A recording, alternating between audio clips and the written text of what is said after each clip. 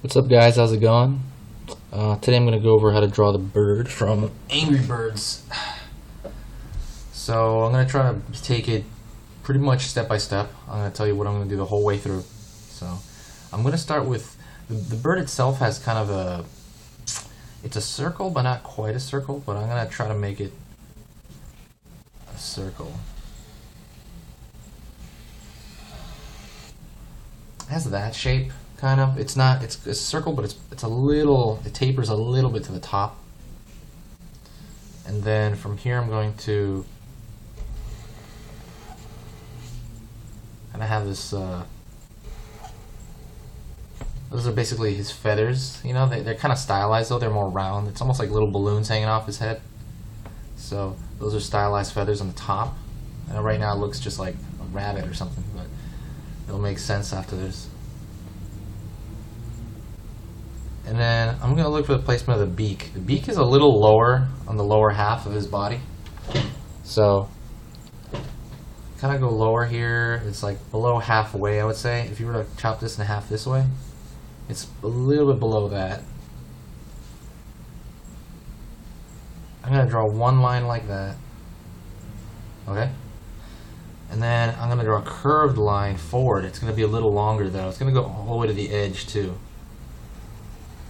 All the way to the edge and down. You see? And then I'm going to connect it. Remember, you're drawing the top of a bird beak right now. So it's going to curve. Draw this down. And then he's going to come down at like kind of a triangle point. You know, it's going to come down to the bottom. Now we're going to draw the bottom beak. So connect this. And he's going to have a little triangle here underneath his top beak, and that's going to be his mouth. He's going to be like, "Arr," you know? And then you just draw all the way down, and you're going to have this other triangle tucked underneath, you know? The beaks are basically, if you want to really simplify it, it's kind of like two three-dimensional triangles closing in on each other. So right here, I'm just going to draw this line straight up. So you have his beak. His beak is there.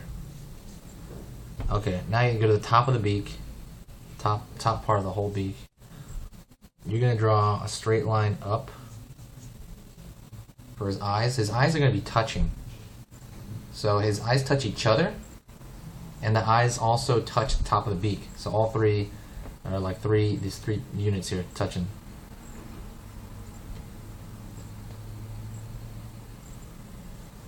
I'm going to draw the lower part of his eye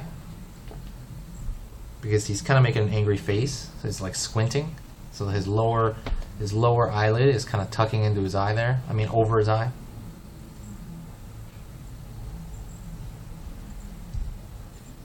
I drew this side of his eye, his eyeball.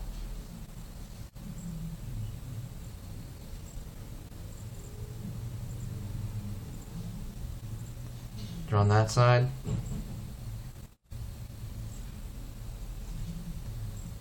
His eyeballs are like two circles touching, two spheres touching, and that's what they're doing. And one of them is overlapping the other. The one on the left, on his right. And then they're both going to tuck underneath. The reason I didn't draw the top is because I'm going to draw the eyebrows.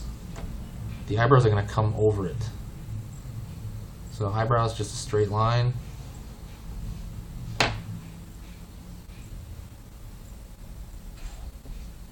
Draw that line up there. He's going to have a unibrow.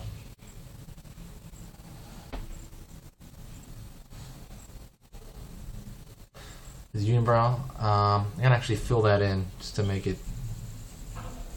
better. His unibrow is coming over the two eyeballs.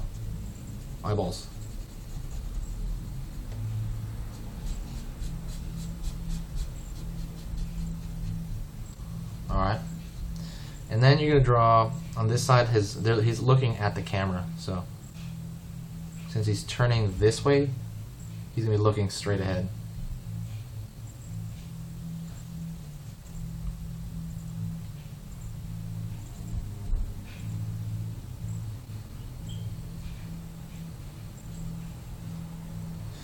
And then the last thing you need in terms of, before coloring, I mean, we're not really going to color in this, but you're going to need his tail. His tail are just like 3 triangles out his back over here. I'm sorry, triangles. Yeah, they're kind of like triangles, but I was going to say more like rectangles.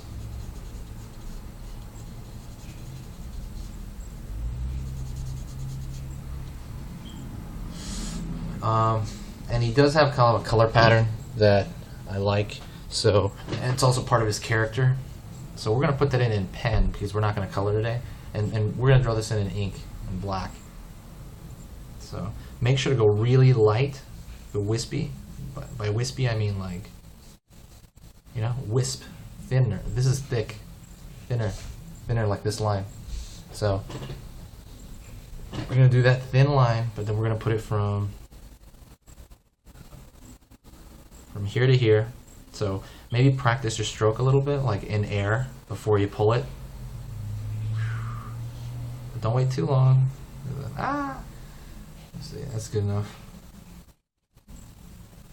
Underneath there. And even has those spots, but I'm hesitating to add those spots with this. You could, but it's gonna look really strange. So I would just stay away from it right now. So, all right, then that's it. That's a kind of a black and white version with marker of Angry Birds, the bird from Angry Birds, knocking down everything. So you can do whatever you want to this. You can. I always like to put like a slight background to everything I do, because I feel like, I don't know, it just gives it something. I don't like just having the character sitting there on the page. So anything I do in the back is going to be lighter, pulling my lines a lot thinner.